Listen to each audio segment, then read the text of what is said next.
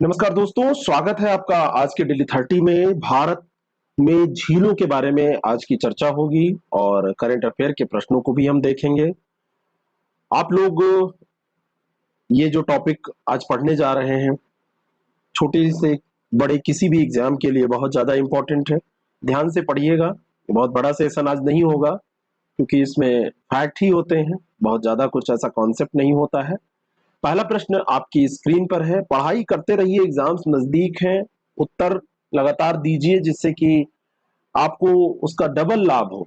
आपको आता है या नहीं ये भी पता चल जाएगा आपको और साथ में तैयार भी हो जाएगा। गोविंद वल्लभ पंत नामक कृत्रिम झील कहां पर स्थित है? इसमें सीमाएं दी हुई हैं, तो ये किसकी सीमा पर स्थित है? तो ये उत्तर प्रदेश व छत्तीसगढ़ की सीमा मिलती है ना। सी ऑप्शन इसका करेक्ट हो जाएगा। इसकी सीमा पर स्थित है, कृत्रिम झील है। और रिहंद नदी का पानी रोककर ये बनाई गई झील है।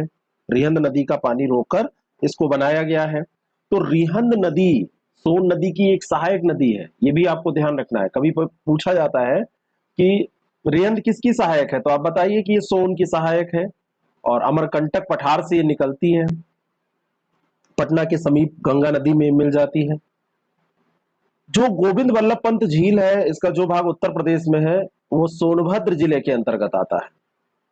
अगला जो प्रश्न है, नागार्जुन सागर झील किस नदी के जल को रोककर बनाई गई है? झील कई जो कृत्रिम होती हैं उसमें जल चाहिए ना, तो जल मान लीजिए कि नदी अपवाहित हो रही है तो उसका जल कहीं से डाइवर्ट करके उसको रोक दिया गया, तो झील बना दी गई। तो नागार्जुन सागर जो झील है ये कृष्णा नदी के जल को रोककर बनाई गई है। सी ऑप्शन इसका बिल्कुल करेक्ट हो जाएगा। नागार्जुन सागर बांध परियोजना इस पर चलाई जाती है, इसके कारण से इस बांध का निर्माण किया गया है झील का। तेलंगाना राज्य में स्थित ये एक नदी घाटी परियोजना है। नागार्जुन सागर बांध परियोजना पहले आंध्र प्रदेश में हुआ करती थी। नागार्जुन ये बौद्ध धर्म वाले जो है उन्हीं के नाम पर इसका नाम रखा गया है। भारत जब आजाद हुआ उसके बाद जब विकास कार्य शुरू हुए तो 10 दिसंबर 1955 में उस समय के प्रधानमंत्री पंडित जवाहरलाल नेहरू ने इसकी आधारशिला, इसकी नींव रखी थी। अगला जो प्रश्न है, श्री हरिकोटा द्वीप स्थित है। जब आप कोई चीज पढ़िए तो उससे रिलेटेड अन्य चीजों को भी आप देखिए। तो श्री हरिकोटा द्वीप जो स्थित है वो किस झील में स्थित है? तो पुलिकट झील में स्थित है। और पुलिकट झील अगर आपसे पूछ ली जाए कहाँ है, तो ये आंध्र प्रदेश में है। और साथ में तमिलनाडु राज्य भी याद कर लीजिए, इसकी सीमा पर ये स्थित है, दोनों राज्यों में ये है। पुलिकट झील में ही श्री हरिकोटा द्वीप है। और ये जो श्री हरिकोटा द्वीप है ये किसके लिए जाना जाता है? ये भारतीय अंतरिक्ष अनुसंधान संस्थान के द्वारा सतीश धवन जो अंतरिक्ष केंद्र है वो यहाँ पर स्थापित किया गया है, उसके लिए ये जाना जाता है। पुलकट झील का जो ये क्षेत्र है ना, श्रीहरिकोटा जो द्वीप है ये इसके लिए इंपॉर्टेंट है। नेक्स्ट क्वेश्चन, अरावली पर्वत श्रेणियों के बीच निर्मित पिछौला झील कहां पर स्थित है? पिछौला झील, अरावली पर्वत, तो आप तुरंत राजस्थान के पास तो पहुंच जाएंगे, लेकिन राजस्थान में उदयपुर और जयपुर दो दिया है। तो उदयपुर जो है, उदयपुर में ये पिछौरा झील स्थित है। अरावली पर्वत श्रेणियों के मध्य में इसकी स्थिति आपको मिलेगी, उसी के बीच में आपको ये मिलेगी। और जग मंदिर और जग निवास महल यहाँ पर है, ये भी राजस्थान पीसीएस के लिए इंपॉर्टेंट हो सकते हैं। राणा लाखा के शासनकाल में, वहां के 14वीं शताब्दी के एक राजा हुआ करते थे राणा लाखा, तो उन्हीं के शासनकाल में एक बंजारे ने इसका निर्माण कराया था। बाद में राजा उदय सिंह ने इसे ठीक कराया। और ये अरावली पर्वत श्रेणियों के बीच में स्थित है, तो एक मनोरम दृश्य आपको यहाँ पर देखने को मिल सकता है। निम्नलिखित में से कौन सी झील उत्तराखंड में स्थित नहीं है? यानी कि चार जो दी हैं इनमें से तीन उत्तराखंड में स्थित है, एक कौन सी है जो उत्तराखंड में स्थित नहीं है? अब आप भीमताल, देवताल, सात ताल, ये सब कहां पर स्थित है? ये यूके में स्थित है, उत्तराखंड में स्थित है। जो चंद्रताल है ये नहीं स्थित है यहाँ पर। चंद्रताल जो है ये हिमाचल प्रदेश में स्थित है। हिमाचल प्रदेश में आप देखेंगे तो लाहौल स्पीति जिले के अंतर्गत ये है। 4250 मीटर की ऊंचाई पर इसकी स्थिति पाई जाती है चंद्रताल की, इंपॉर्टेंट है। स्वच्छ पानी वाली झील है, ये ऊंचाई पर पाई जाती है तो अभी उतना प्रदूषित नहीं हुई है और अर्ध चांद के आकार की है, तो इसको चंद्रताल कहा जाता है इसी कारण से। और इसका नाम इसी कारण से चांद की झील पड़ा है क्योंकि ये अर्धचांद के आकार की है और शीशे की तरह पानी चमकता है, ऐसा माना जाता है। अगला जो प्रश्न है, निम्नलिखित झील व राज्य के सुमेलित युग्म की पहचान कीजिए। सुमेलित पूछा जा रहा है, तो सुमेलित युग्म की बात है पौवाई महाराष्ट्र, ये बिल्कुल सही है। लोकटक मेघालय और सूरजकुंड उत्तराखंड, तो सूरजकुंड जो है, सूरजकुंड हरियाणा में ये झील है। कहां पर? हरियाणा में। ये मणिपुर में है। कहां पर है? मणिपुर में। तो हरियाणा और मणिपुर ये दोनों, ये वो गलत दिया है, ए ऑप्शन इसका बिल्कुल करेक्ट हो जाएगा। लोकटक और सूरजकुंड दोनों गलत दिए हुए हैं। ठीक है, यही इतना तैयार रखना है, यहां से अलग अलग करके भी प्रश्न पूछा जा सकता है। भारत की सबसे बड़ी कृत्रिम झील कौन सी है? तो अगर आपसे ये पूछ ली जाए तो गोविंद सागर जो झील है, ये हिमाचल प्रदेश में पड़ती है। हिमाचल प्रदेश में आप जाएंगे, बिलासपुर डिस्ट्रिक्ट पड़ता है। तो गोविंद सागर जो झील है, ये यहाँ पर भाखड़ा बांध जो है वो भी है। तो उस जल का उपयोग, ये जो झील है तो भाखड़ा बांध द्वारा ये बनाई गई, उसी के जल से। तो सी ऑप्शन इसका करेक्ट हो जाएगा। सबसे बड़ी कृत्रिम झील कौन सी? गोविंद सागर झील ये आपकी पाई जाती है।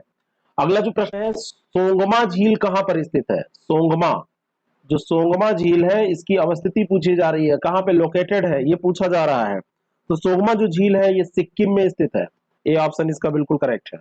इसके बारे में और कुछ नहीं जानना है, लेकिन जब ये आपसे पूछी जाएगी तो आपको मणिपुर दे दिया जाएगा, आपको मेघालय दिया जाएगा, तो उसमें आपको देखना होगा कि ये कहां पर है। तो सिक्किम में स्थित है। ए ऑप्शन इसका बिल्कुल सही हो जाएगा। अगला जो प्रश्न है, निम्नलिखित कथनों पर विचार करें। देश की अधिकांश झीलों की अवस्थिति उत्तर के पर्वतीय प्रदेश में ही सीमित है, और झीलों की सबसे बड़ी विशेषता उनका स्थल से घिरा होना है। चारों तरफ स्थल से कोई घिरा होगी, कोई घिरी होगी और बीच में वाटर भरा होगा, यही वाटर बॉडी झील के नाम से जानी जाती है, इसी को लेक कहते हैं। तो ये दूसरी तो सही है, और अधिकांश जो स्थिति है ये उत्तर के जो पर्वतीय प्रदेश है वहीं पर मिलती है। तो दोनों बातें सही है, सी ऑप्शन इसका बिल्कुल करेक्ट हो जाएगा। ऐसा नहीं कि दक्षिण में नहीं पाई जाएंगे, लेकिन अधिकांश यहीं पर पाई जाएंगी। मैदानी भाग में इनकी कमी पाई जाएगी। मध्यवर्ती भाग, धरातल पर उपस्थित जलपूर्ण भाग, जो ऐसा चारों तरफ से घिरा हुआ है और बीच में आपकी जो स्थिति होगी वहां पे पानी भरा होगा, उन्हीं को झील कहते हैं, है ना, स्थल से घिरी हुई होती है। अगला जो प्रश्न है, कोएबुल लामजाओ राष्ट्रीय उद्यान भारत में मेघालय राज्य के बिष्णुपुर जिले में एक राष्ट्रीय उद्यान है। बहुत इंपॉर्टेंट ये प्रश्न है। और कोएबुल लामजाओ राष्ट्रीय उद्यान भारत में संकटग्रस्त संगाई का एकमात्र निवास स्थल है। दूसरा तो बिल्कुल सही है। अब पहले क्वेश्चन पे चलिए, तो यहां पर दिया है ये मेघालय, और जबकि ये है क्या? मणिपुर। मणिपुर में ये बिष्णुपुर जिला पड़ता है, खाली मेघालय ये गलत दिया हुआ है, बाकी ये सारा पूरा स्टेटमेंट सही है। तो पहला गलत हो जाएगा, दूसरा सही, बी ऑप्शन इसका बिल्कुल करेक्ट हो जाएगा। और यहीं पर ये इकलौता तैरता हुआ राष्ट्रीय उद्यान है और पूरे विश्व में, और ये लोकटक झील का एक अभिन्न अंग भी आप इसको कह सकते हैं, मतलब ये है ही, कह सकते हैं। और संगाई का निवास स्थल है। यूपीएससी ने इस पर कई बार प्रश्न बनाए हैं विभिन्न परीक्षाओं में, तो ये ध्यान रखना है आपको। 40 वर्ग किलोमीटर का इसका क्षेत्रफल है। मणिपुर याद रखिएगा, है ना, और वहां पे बिष्णुपुर जिला पड़ता है, वहां पर ये मिलता है। अगला जो प्रश्न है, अफ्रीका के विक्टोरिया झील की तुलना निम्नलिखित में से किस झील से की जा सकती है? तो अफ्रीका की जो विक्टोरिया झील है वो कैसी झील है, अगर आप ये जानते हैं तो आपको पता है, अगर तो ये ज्वालामुखी क्रिया से निर्मित झील है, क्रेटर झील का उदाहरण है। तो भारत में लोनार झील भी इसी तरीके की झील है, तो इसकी तुलना आप करा सकते हैं, है ना। और जैसे ज्वालामुखिता हुई और उसमें क्रेटर का निर्माण हो गया, उसमें फिर जल भर गया तो झील बन गई। तो इस तरीके की जो झील निर्मित होती है उनको क्रेटर झील कहते हैं।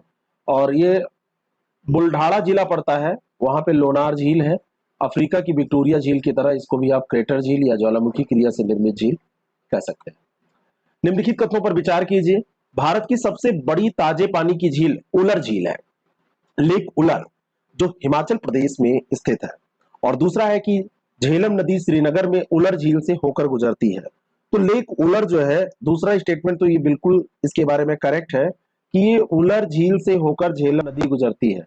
लेकिन जो पहला है वो बिल्कुल गलत है, क्योंकि यहाँ पे हिमाचल प्रदेश में नहीं, ये जम्मू एंड कश्मीर में।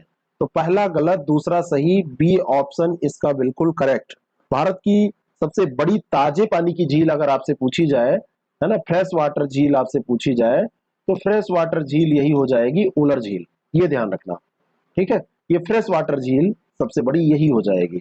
झेलम नदी वेरीनाग झील से निकलकर श्रीनगर में उलर झील होकर से गुजरती है, उलर झील से होकर के गुजरती है, ये सही है। अगला जो प्रश्न है, हुसैन सागर और नागार्जुन सागर कहां पर स्थित है? तो हुसैन सागर और नागार्जुन सागर पहले ये आंध्र प्रदेश में थे, लेकिन अब ये इंपॉर्टेंट है कि ये तेलंगाना में है। बी ऑप्शन इसका करेक्ट है। 2 जून 2014 के पहले की बात की जाए तो ये आपको आंध्र प्रदेश में मिलते। जब विभाजन हो गया, तेलंगाना और आंध्र प्रदेश 2 स्टेट हो गए, ये आंध्र प्रदेश और ये तेलंगाना, तो अब ये तेलंगाना में चलेगा। ठीक है ना, हुसैन सागर और नागार्जुन सागर। अगला जो प्रश्न है, निम्नलिखित कथनों पर विचार करें। केरल की लैगून झीलों को स्थानीय रूप से कयाल कहा जाता है, और पुलकट झील महाराष्ट्र और आंध्र प्रदेश की राज्य सीमा पर स्थित है। जो पुलिकट झील है ये भी एक कयाल का उदाहरण है। पहला सही है, दूसरा गलत है, क्योंकि जो पुलिकट झील है ये आंध्र प्रदेश और तमिलनाडु की सीमा पर स्थित है, तो दूसरा गलत है। ए ऑप्शन इसका बिल्कुल करेक्ट हो जाएगा। डेली 30 का जो ये प्रोग्राम है, जो लोग नए देख रहे हैं उनको मैं बताना चाहता हूं, ये डेली हम प्रोग्राम करते हैं, जीएस का एक टॉपिक और करंट अफेयर को क्वेश्चन को हम इसमें डिस्कस करते हैं। अब इस प्रोग्राम को अगर आप फॉलो करते हैं, कोई भी एग्जाम देते हैं, तो लगभग इतने टॉपिक हम कर चुके हैं, 100 से ऊपर टॉपिक निकल चुके हैं हर सेक्टर के, हर सब्जेक्ट के, जिससे कि आप वहां से प्रश्न पाएंगे। इसमें कोई दो राय नहीं है, मिले जुले प्रश्न आपको मिलते ही हैं। प्रश्न मिलेंगे आपको डायरेक्टली 20-25 प्रश्न आपको हर एग्जाम में मिलेंगे, अगर इतना आप कर लेंगे। तो आप चाहें तो इसको देखिए, नोट करिए। अगर इसको पीडीएफ भी चाहते हैं, इसका आप टेस्ट भी देना डेली चाहते हैं, आप चाहते हैं कि इसका वीकली टेस्ट भी होता है उसमें पार्टिसिपेट करें, तो 109 का एक सब्सक्रिप्शन है, उसको आप ले सकते हैं आईएएस प्रेप एकेडमी ऐप के जरिए। ठीक है, तो आंध्र प्रदेश और तमिलनाडु की सीमा पर यह स्थित है। लैगून झील स्थानीय रूप से इसको कयाल कहा जाता है, पुलकट झील इसका उदाहरण है। अगला जो प्रश्न है, समुद्री तटों के किनारे पर स्थित उथली जल संरचना जिसमें लवण युक्त जल पाया जाता है, उसको क्या कहा जाता है? तो उसको हम कहते हैं अनूप लेक, अनूप झील इसको कह देते हैं। बी ऑप्शन इसका बिल्कुल करेक्ट है। और ये समुद्री तटों पर आपको मिलेगा, तो इसमें जो जल होगा वो कैसा होगा? समुद्री जल होगा, जैसे चिल्का झील है, पुलिकट झील है, कोलेरू झील, और इसी कारण से ये लवणीय झील होता है ना। ये सैलिन वाटर इसमें होता है, सॉल्टी वाटर होता है, ये ध्यान रखना। अगला जो प्रश्न है, निम्नलिखित युग्मों पर विचार कीजिए। उड़ीसा, आंध्र प्रदेश, केरल, और झील दी है उड़ीसा चिल्का, आंध्र प्रदेश पुलिकट, केरल अष्टमुदी।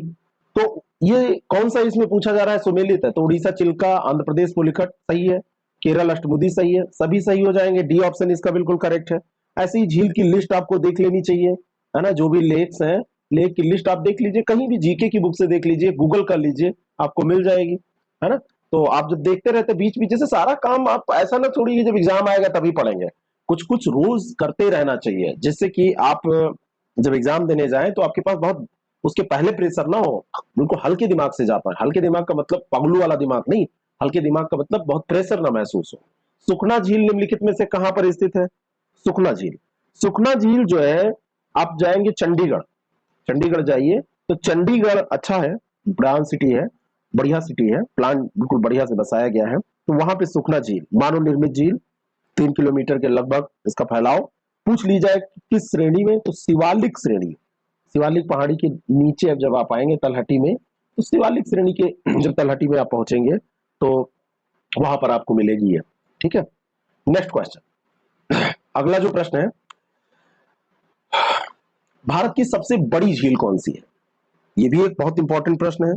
तो सबसे बड़ी झील अगर आपसे कहा जाए तो ये आपकी हो जाएगी लेक चिल्का, चिल्का झील हो जाएगी। चिल्का लेक जो है ये सबसे बड़ी झील है, बृहत्तम झील है, सबसे बड़ी झील कहा जाता है इसको। समुद्री और प्रवाही जल दोनों इसमें मिलता है ना। और 1165 वर्ग किलोमीटर में ये फैली झील है। औसत गहराई इसकी 3 मीटर है, खारे पानी की झील है, भारत की सबसे बड़ी झील है। अगला जो प्रश्न है, बड़ी झील कहां स्थित है? बड़ी झील, ये इसका नाम ही है लेक बड़ी, बड़ी लेक है ये, लेक बड़ी इसका नाम ही है। तो आप ये ना बिग वाला बड़ा नहीं है, ये लेक बड़ी इसका नाम ही बड़ी है। ये कहां पर स्थित है? छोटी बड़ी वाला बड़ी, तो ये आपको मिलेगी उदयपुर राजस्थान में, लेक बड़ी। बी ऑप्शन इसका बिल्कुल करेक्ट है। और ताजे पानी की ये झील है, महाराणा राज सिंह थे, उन्होंने बड़ी झील का निर्माण कराया था बड़ी गांव के पास में। और जियान सागर इसका पहले नाम था, बाद में इनकी माता ने इसका नाम बदलकर बड़ी झील रख दिया था। ठीक है, पुरानी बात है, 1642 से 80 के बीच इनका शासन था। निम्नलिखित में से कौन सी झील जम्मू कश्मीर में अवस्थित नहीं है? एक प्रश्न और करिए इसका, उत्तराखंड का जैसे आपने किया था। नागिन है, नागिन झील, पंगोक्छो झील है, मानसबल है। जो मछियाल है, ये मछियाल झील कहां पर स्थित है? मछियाल झील हिमाचल प्रदेश में आपको मिलेगी। प्राकृतिक सौंदर्यता के लिए जानी जाती है, तो ये हिमाचल प्रदेश में। बाकी ये तीनों कहां पर स्थित है? ये मछियाल झील को छोड़ के बाकी सब आपकी जम्मू कश्मीर में स्थित है ना। चलिए अब हम करंट अफेयर के प्रश्नों को देखते हैं। करंट अफेयर का पहला प्रश्न है, human rights and terrorism in India पुस्तक किसके द्वारा लिखी गई है? इसके लेखक कौन है? तो सुब्रमण्यम स्वामी, बहुत खतरनाक ये नेता है, बहुत अच्छे मैथमेटिशियन भी हैं, तो उन्होंने लिखा है। सुब्रमण्यम स्वामी ने इस बुक में लिखा कि जो भी हमारी सुविधाएं हैं, जो भी संसाधन है, संवैधानिक तौर पर जिनका प्रावधान किया गया है, तो संविधान द्वारा अनुमत और सर्वोच्च न्यायालय द्वारा जो बरकरार रखे गए साधन है, उन्हीं के द्वारा हम इसमें प्रतिबंध लगा सकते हैं। ऐसी बातें इन्होंने इसमें की है टेररिज्म पे। ठीक है, भाजपा से ये सांसद है। Human rights and terrorism in India, ये पुस्तक इन्होंने प्रकाशित अभी कराई है। Next question, T20 world cup के लिए भारतीय टीम का मेंटर किसे चुना गया है? ये जो वर्ल्ड कप है, ये 2000 कब होने वाला है? अभी ये आगामी दिनों में होने वाला है, और इसके लिए हाँ जरा बताइएगा ये कब होने वाला है, ये देखूं मैं, आपको पता है कि नहीं। तो बीसीसीआई ने अभी क्या घोषणा की है? बीसीसीआई ने कहा कि MS धोनी इसके मेंटर होंगे, इसके मेंटोर होंगे MS धोनी, है ना। और पूर्व कप्तान रहे हैं T20 वर्ल्ड कप के लिए, भारतीय टीम के मेंटर ये रहेंगे। T20 वर्ल्ड कप ये है, T20 वर्ल्ड कप, ये ध्यान रखना। ठीक है, तो ये आपको पता होना चाहिए। और बीसीसीआई के बारे में बात करें तो महान प्लेयर, दुनिया के सर्वश्रेष्ठ खिलाड़ी, उनकी बॉल पे तो ऐसे मतलब सचिन तेंदुलकर भी बैटिंग नहीं कर पाएंगे। जय शाह बीसीसीआई के सचिव हैं, पता नहीं गेंद पकड़ी है कभी कि नहीं पकड़ी है। बीसीसीआई के अध्यक्ष सौरभ गांगुली हैं। बीसीसीआई का मुख्यालय मुंबई महाराष्ट्र में है। स्थापना 1928 में हुई थी। भारत में जितना भी क्रिकेट का मामला है सब इसी के है ना अधीन होता है, सब यही काम करती है जय शाह के नेतृत्व में। ये जय शाह है कौन ये बता दो? अमित शाह जी जो है, अमित शाह जी के ये सुपुत्र हैं। अगला जो प्रश्न है, आज लोग मुझे कहेंगे कांग्रेसी हो गया मैं। अफ्रीका खाद्य पुरस्कार 2021 किसे प्रदान किया गया? अफ्रीका खाद्य पुरस्कार, अफ्रीका खाद्य पुरस्कार इसलिए इंपॉर्टेंट हो सकता है कि हैदराबाद स्थित एक संस्था है एक्रिसैट, एक्रिसैट को यह पुरस्कार दिया गया है उप सहारा अफ्रीका में खाद्य सुरक्षा में सुधार के लिए। और ये बहुत ही बड़ी बात है कि यह पुरस्कार हमारे देश की किसी में कार्यरत एक संस्था को मिला है। और ट्रॉपिकल लेग्यूम्स प्रोजेक्ट इसने चलाया था। इसमें फलियों वाली, जो फलियों वाली फसल होती है, जैसे लोबिया है, अरहर है, चना, कामन बीन, मूंगफली, सोयाबीन, इनकी श्रृंखला, इनका उत्पादन, इनकी उन्नत किस्में विकसित करने का काम इसने किया। वहां पे तो अभी भुखमरी की स्थिति अफ्रीका में है बहुत सारे देशों में ना। एक्रिसेट एक गैर लाभकारी संस्था है, गैर राजनीतिक, सार्वजनिक, अंतर्राष्ट्रीय अनुसंधान संगठन है। एशिया और उप सहारा अफ्रीका में ये काम करता है। दुनिया भर में ये लोग इसमें मतलब काम करते हैं, तो पार्टिसिपेशन है लोगों का, और ये दुनिया के भर के कई हिस्सों में ये काम करता है। अगला जो प्रश्न है, लसित मालंगा के बारे में असत्य कथन आपको बताना है। उन्होंने क्रिकेट के सभी प्रारूपों से संन्यास ले लिया। वह अफ्रीकी क्रिकेट टीम से खेलते थे, तो वह मुंबई इंडियंस टीम के सदस्य थे, और उन्होंने 295 मैचों के बाद T20 क्रिकेट से संन्यास की घोषणा की है अभी। तो ये सारी बातें जो यहाँ कही जा रही हैं, इन समस्त बातों में ये पहला, तीसरा, चौथा सही है। अफ्रीकी क्रिकेट टीम नहीं, श्रीलंका क्रिकेट टीम। श्रीलंका इसमें बहुत खराब दौर से गुजर रहा है, तो अब ये भी क्रिकेट का संन्यास क्रिकेट से ये ले रहे हैं। खैर दोनों घटनाओं का कोई मतलब नहीं है ना। तो 295 मैचों के बाद T20 क्रिकेट से संन्यास लेने की घोषणा की। 390 विकेट इन्होंने उसमें लिए हैं, और ये श्रीलंका के बहुत तेज गेंदबाजों में शुमार, विश्व स्तर पर उनको अच्छे गेंदबाजों में माना जाता है। बाकी ये सब चीजें तो आप जानते ही हैं आप लोगों की। हाँ, वो मुंबई इंडियंस के साथ 5 IPL चैंपियनशिप जीत में से 4 का हिस्सा थे, ये भी इंपॉर्टेंट है। 2020 में टूर्नामेंट से वो बाहर हुए, बाकी ये थे। नेक्स्ट क्वेश्चन, अगला जो प्रश्न है, बताइए स्वामी ब्रह्मानंद पुरस्कार 2021 से निम्नलिखित में से किसे सम्मानित किया गया? आपका डेली 30 जो मेरा सपना है, खैर वो अभी नहीं बन पा रहा है, भविष्य में ये बनेगा। मेरा सपना है कि डेली 30 के जो पार्टिसिपेंट हो उनमें से सब सेलेक्ट हो। ऐसे ही कार्यक्रम श्री आनंद कुमार जी ने चलाया था, सुपर 30। और सुपर 30 जो कार्यक्रम था, ये क्या था, इसमें गरीब बच्चों को इसमें सुविधाएं दी जाती थी, उनको पढ़ाया जाता था, है ना। और इन प्रयासों से बहुत सारे गरीब बच्चों का सिलेक्शन हुआ। तो इनकी कोचिंग का नाम भी आपको मैं बताना चाहूंगा। इनकी कोचिंग का जो नाम है, तो आनंद कुमार को ये पुरस्कार दिया गया है, और इनकी कोचिंग का जो नाम है, ये Ramanujan school of mathematics coaching, उसी का ये प्रोग्राम है। और आईआईटी प्रवेश परीक्षाओं की तैयारी, खास करके ये मैथ्स के जानकार हैं और ये अपना मैथ्स में हेल्प करते हैं। बाकी इन्होंने टीम बना रखी है, उनकी कोचिंग भी चलती है, बाकायदा एडमिशन भी होते हैं, उसमें पेड भी सारा कुछ होता है। और कई चीजें इन पे कई बार आक्षेप भी लगा कि जो पेड बच्चे सेलेक्ट होते हैं उनको कन्वर्ट कर दिया जाता है। मैं एक चीज ये बताना चाहता हूँ, कोई अच्छा काम कर रहा है तो इतना उसमें दकियानूसी क्यों? कुछ तो किया जाता है ना, कुछ ना करने से तो अच्छा ही है ना।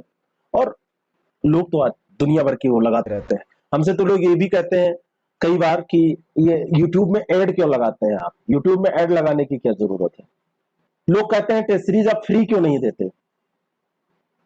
मैं कहता हूं उन्हीं लोगों से कि आए एक महीना हमारे साथ काम करें, हमारी टीम जो काम करती है, पढ़े लिखे आप लोग भी हैं, बाकी जो नहीं आता है हम सिखा देंगे। आप उससे भी सैलरी मत लीजिए, साल भर 1.5 साल मेरे साथ काम करिए, फिर देखता हूं। तो ये सारी चीजें लोग कहने लगते हैं, कहने से पहले उनको सोचना नहीं होता है। भारत में प्रत्येक वर्ष 15 सितंबर को इंजीनियर्स डे के रूप में मनाया जाता है। ये किसकी जयंती के अवसर पर यह मनाया जाता है? तो ये मोच गुंडम विश्वेश्वरैया, सर मोच गुंडम विश्वेश्वरैया जो थे, ये बहुत बड़े इंजीनियर थे हमारे यहाँ के, और इन्हीं के याद में, इन्हीं की जयंती पे इसको मनाया जाता है, इन्हीं की जयंती के अवसर पर मनाया जाता है 15 सितंबर, ये ध्यान रखिएगा। और हमारे कम्युनिटी पोस्ट भी देख लिया कीजिए, वहां पे क्वेश्चन भी पढ़ते हैं, कुछ आपको फोटोज भी वहां पे डाली जाती है, मिल जाएंगे। टेलीग्राम को फॉलो कर लीजिए, वहां पे मिल जाएंगे आपको बीच बीच में सारी चीजें, है ना। अब आप सोचे कि रोज दिन भर मैं बुक अपलोड करता रहूं, तो वो किसी काम की नहीं होती है। कोई 500 पेज की बुक ऑनलाइन ऐसे नहीं पढ़ता है, पढ़ना भी नहीं चाहिए। अरे 50 पेज 100 पेज आप पढ़ सकते हैं, तो वो सब चीजें मैं थोड़ा बहुत देता रहता हूँ। भारत रत्न भी इनको दिया गया था, और ब्रिटिश नाइटहुड की उताज भी इनको दी गई थी। मैसूर के दीवान के तौर पर भी इन्होंने काम किया था, ये स्टेटमेंट ध्यान रखिएगा। 1968 से भारत सरकार इंजीनियर्स डे मना रही है, ये भी इंपॉर्टेंट है, ठीक है। मैसूर के पुनर्निर्माण, उसकी स्थापना में इन्होंने बहुत योगदान दिया था। और ये जो विश्वेश्वरैया जी हैं, मतलब एक उस समय इंजीनियरिंग के क्षेत्र में इतना काम करना, यही बहुत बड़ा कार्य था। अगस्त 2021 के लिए ICC player of the month के विजेता के रूप में किसे चुना गया? अब अगस्त में ये चुना गया, तो ये प्रश्न मैंने इसलिए सेट कर दिया, हो सकता है कि करंट में इसको डाल दें कहीं। तो इसका सही उत्तर है जो रूट और एमियर रिचर्डसन, ए और बी दोनों सही हैं, एक महिला एक पुरुष वर्ग। इंग्लैंड के टेस्ट कप्तान है जो रूट, और आयरलैंड की एमियर रिचर्डसन, इनको दिया गया है। और ये अगस्त 2021 के लिए ICC player of the month का विजेता इनको चुना गया है। और अच्छे प्रदर्शन के लिए ये लोग चुने जाते हैं। आप लोग भी अच्छा प्रदर्शन करेंगे तो आप पीसीएस बन जाएंगे, आरओ बन जाएंगे, जो भी आप सपना देखें, आईएएस बन जाएंगे, तो ये ध्यान रखना। और ये आयरलैंड की है, एमियर रिचर्डसन, ठीक है। नेक्स्ट क्वेश्चन, अगला जो प्रश्न है इसका उत्तर दीजिए। अंतर्राष्ट्रीय लोकतंत्र दिवस भी 15 सितंबर को, तो आज देखिए कई दिवस हो गए, है ना। एक लिम्पोपो दिवस भी मनाया जाता है, और 15 सितंबर को ये भी दिवस है, लोकतंत्र दिवस। एक आपने इंजीनियरिंग डे देखा ही। तो ये सारी चीजें आप कभी कभी ऐसे भी पूछ ली जाती है, कौन सा दिवस आज नहीं है, बहुत कम ऐसा प्रश्न बनता है। तो इस प्रश्न का उत्तर दीजिए। अंतर्राष्ट्रीय लोकतंत्र दिवस 15 सितंबर को मनाया जाता है, 2021 में ये मनाया जा रहा है। तो इसकी थीम क्या है? तो भविष्य के संकटों का सामना करने में लोकतांत्रिक लचीलापन को मजबूत करना, है ना, स्ट्रेंथनिंग डेमोक्रेटिक रिलीजियंस इन, है ना, the face of the future crisis. तो भविष्य के लोकतंत्रों का सामना करने के लिए लोकतांत्रिक लचीलापन को मजबूत करना, ये इसकी थीम है। मेरा गला गड़बड़ हो जाता है बीच बीच में, ज्यादा बोलना पड़ता है इसमें, तो ये ध्यान रखना। और 15 सितंबर को मनाया जाता है ना, तो ये भी ध्यान रखना है आपको। Sorry, extremely sorry. चलिए आगे बढ़ते हैं। भारत की पहली फास्टैग आधारित मेट्रो पार्किंग सुविधा कहां पर शुरू की गई? तो फास्टैग आधारित ये मेट्रो पार्किंग सुविधा है, ये नई दिल्ली में कश्मीरी गेट मेट्रो स्टेशन पड़ता है, वहां पर शुरू की गई है। सी ऑप्शन इसका बिल्कुल करेक्ट है, कश्मीरी गेट मेट्रो स्टेशन पड़ता है वहां पर पेटीएम, अब देखिए पेटीएम करो, हर जगह पेटीएम करो की बात आती है। दिल्ली मेट्रो रेल कॉरपोरेशन के साथ मिलकर ये काम कर रहा है। और पेटीएम पेमेंट्स बैंक देखा जाए तो ये फास्टैग स्टिकर जैसे कारों में आप लगाते हैं, अपने आप स्कैन हो जाए, तो मैंने भी इसको मंगाया था फास्टैग, ये पेटीएम का ही मंगाया था। और भी कई बैंक देते हैं, ऐसा नहीं कहीं आपसे कह दिया जाए कि ये केवल पेटीएम देता है, तो ऐसा नहीं है ना? तो ये ध्यान रखना है, अपने आप इसमें हो जाता है। तो यूपीआई एकीकृत भुगतान इंटरफेस मोड के माध्यम से भुगतान ये स्वीकार करेगी और दोपहिया वाहनों के लिए इसको लॉन्च किया गया है। पेटीएम की बात करें तो इसके एमडी और सीईओ सतीश कुमार गुप्ता हैं, पेटीएम बैंक्स लिमिटेड के। और पेटीएम पेमेंट्स बैंक लिमिटेड का मुख्यालय नोएडा उत्तर प्रदेश में है, ये ध्यान रखना है ना। ये आईआईटीएन है जिन्होंने इसको, क्या नाम है उनका जरा बताइएगा, किन्होंने स्थापित किया था इसको। और अंतिम प्रश्न है आज का, वाशिंगटन डीसी में व्हाइट हाउस में पहली बार, है ना, व्यक्तिगत रूप से क्वाड यानी कि चतुर्भुज सुरक्षा संवाद नेताओं के शिखर सम्मेलन में भारत की ओर से किसने पार्टिसिपेट किया, किसने भाग लिया? तो व्यक्तिगत तौर पर प्रथम बार इसमें भाग ले रहे हैं वही नरेंद्र मोदी जी। बी ऑप्शन इसका बिल्कुल करेक्ट है, इनसे जब कुछ बचता है तभी दूसरे लोग पार्टिसिपेट करते हैं। तो क्वाड चतुर्भुज सुरक्षा संवाद में हमारे प्रधानमंत्री श्री नरेंद्र मोदी जी ने पार्टिसिपेट किया। भारत, जापान, अमेरिका और ऑस्ट्रेलिया ये क्वाड नेशन में शामिल है। 25 सितंबर 2021 को न्यूयॉर्क में संयुक्त राष्ट्र महासभा को ये संबोधित करेंगे, तो ये भी ध्यान रखिएगा। और 24 सितंबर को ये होने वाला है। प्रश्न इसलिए वैसा बनाया है क्योंकि आपसे उसी लैंग्वेज में पूछा जाएगा किसने पार्टिसिपेट किया, जबकि अभी ये कौन करेगा, करेंगे इस रूप में। ये जो शिखर सम्मेलन है, ये राष्ट्रपति जो बिडेन के पदभार ग्रहण करने के बाद से पीएम मोदी की संयुक्त राज्य अमेरिका की यह पहली यात्रा होगी। बिडेन के पद संभालने के बाद दोनों नेताओं के बीच पहली व्यक्तिगत बैठक होगी। ऑस्ट्रेलिया के प्रधानमंत्री स्कॉट मॉरिसन और जापानी प्रधानमंत्री योशिहिदे सुगा, इनका नाम याद रखना सुगा का, तो ये शिखर सम्मेलन में पार्टिसिपेट करेंगे। और इससे पहले क्वाड नेताओं का पहला शिखर सम्मेलन मार्च 2021 में आभासी प्रारूप में आयोजित किया गया था। क्वाड समिट का उद्देश्य संबंधों को गहरा करना, कोविड-19 का मुकाबला करना और जलवायु संकट को संबोधित करना, उभरती प्रौद्योगिकियों, साइबर स्पेस पे साझेदारी करना, इन सबसे रिलेटेड होगा। आपको ये कैसा लगा जरूर बताएं, इसको अगर कर पाए तो लोगों तक पहुंचाएं। अगर आपको लगता है लाभदायक है, आपका कोई चाहता है वो तैयारी कर रहा है, अगर नहीं लगता है तो बिल्कुल किसी को शेयर ना करें। और पसंद अगर आया हो तो लाइक करके जाएं, नए हो तो चैनल को सब्सक्राइब कर सकते हैं अगर आपकी मर्जी। Thank you so much.